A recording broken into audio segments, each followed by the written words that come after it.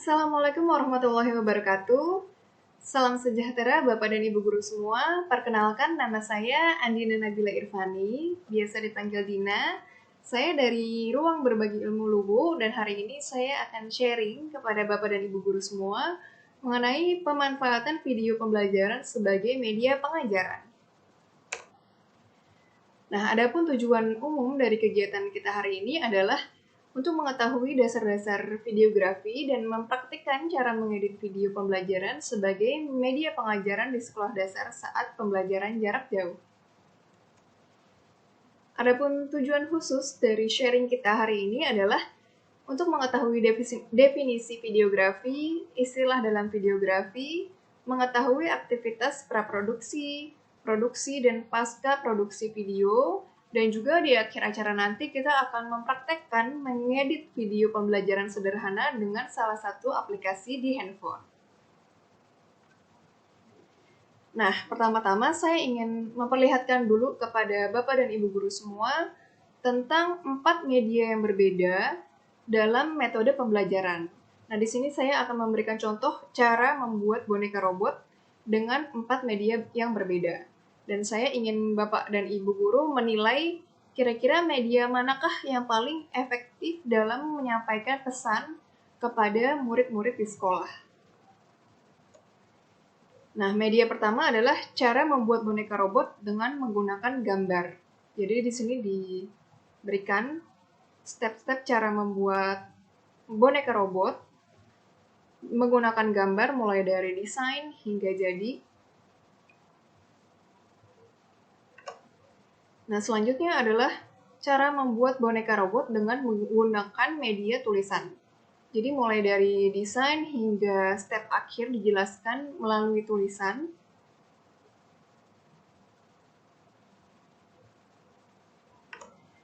Nah, selanjutnya adalah cara membuat boneka robot dengan menggunakan audio.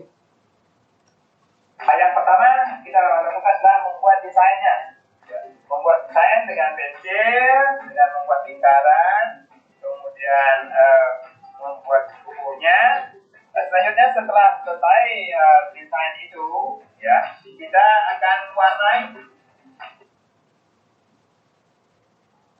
Nah, yang terakhir media keempat adalah cara membuat boneka robot dengan menggunakan media video. Om Swastiastu, selamat pagi kakak pendamping dan teman-teman yang ditantrep mengajar di Institut Buku kelas 5. Pagi ini saya akan menyampaikan hasil proyek yang ditugaskan. Yang pertama, terbelakangnya anak-anak yang suka banyak gerak, suka bermain. Jadi cara belajar adalah tempat kinestik, jadi audio kinestik. Maka dalam tempat ini tujuan pembelajarannya kami ambil adalah dengan mengamati atau menonton peragaan membuat boneka robot, juga dapat membuat boneka robot dengan cepat. Adapun alat yang digunakan adalah yang pertama benang, gunting, kemudian pensil pewarna atau spidol, penggaris, kayu ranting, ya, kertas. Yang pertama kita lakukan adalah membuat desainnya. Membuat desain dengan pensil, dengan membuat lingkaran, kemudian membuat bukunya. Selanjutnya setelah selesai desain itu, ya kita akan warnai, ya kita akan warnai dengan pensil pewarna, ya hasilnya seperti ini, ya. Selanjutnya kita akan potong-potong bagian-bagian tubuh dari gambar boneka ini. Setelah gambar diwarnai dan dipotong-potong seperti ini, selanjutnya kita akan melubangi di setiap ujung daripada potongan itu untuk kita rangkai dengan benang nanti. Baik, setelah dirangkai hasilnya seperti ini. Nah, kira-kira dari keempat media yang sudah saya tampilkan, media mana yang paling efektif dalam menjelaskan cara membuat boneka robot yang kira-kira murid dapat lebih mudah untuk menangkapnya?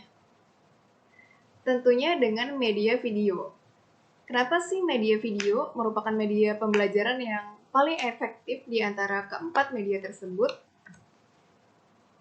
Alasannya adalah, pertama, media video dapat menggabungkan media audio dan visual. Nah, bisa kita lihat dari media video bisa digabungkan dari media visual berupa tulisan maupun gambar, serta media audio berupa pengucapan secara verbal dan juga musik. Jadi ketiga media yang sudah saya tampilkan sebelumnya digabung menjadi satu, menjadi sebuah media video. Gitu. Jadi bisa mencakup berbagai macam media dalam satu media saja. Kemudian selanjutnya media video dapat menarik perhatian murid. Nah, jadi dalam media video kita bisa menggunakan musik yang menarik secara audio ataupun desain atau grafis yang menarik, yang berwarna-warni, yang bisa menarik murid secara visual, sehingga murid bisa lebih tertarik untuk melihat materi yang kita sampaikan dan juga bisa fokus lebih lama terhadap presentasi kita. Nah, selanjutnya demonstrasi yang sulit dapat dipersiapkan dan direkam sebelumnya.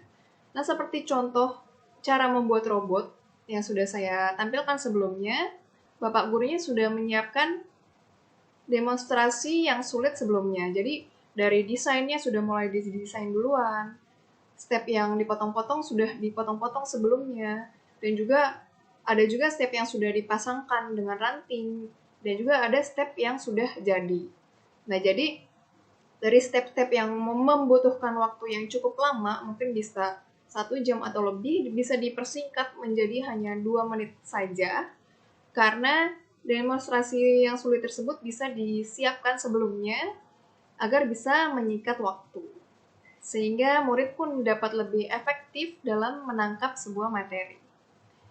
Selanjutnya, rekaman yang dapat diputar berulang-ulang. Jadi dengan media video ini, jika murid menonton 1 kali video, ternyata mereka belum sepenuhnya menangkap materi yang disampaikan oleh guru, mereka dapat mengulang sendiri di rumah berkali-kali sehingga akhirnya mereka mengerti dan menangkap materi yang disampaikan oleh guru. Jadi bisa mengikuti tingkat penangkapan murid dalam menyerap sebuah informasi. Selanjutnya, gambar proyeksi dapat dibekukan dan didekatkan untuk diamati. Nah, jadi dalam media video itu terdapat fitur pause atau di stop. Jadi dalam detik tertentu bisa di stop.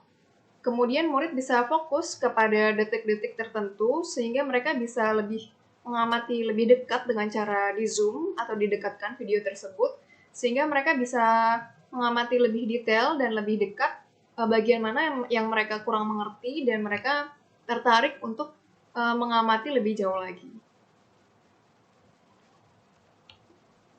Nah, hari ini kita akan mempelajari tentang videografi. Jadi, agar Bapak dan Ibu guru bisa membuat sebuah video yang baik dan indah dilihat secara visual dan enak didengar secara audio.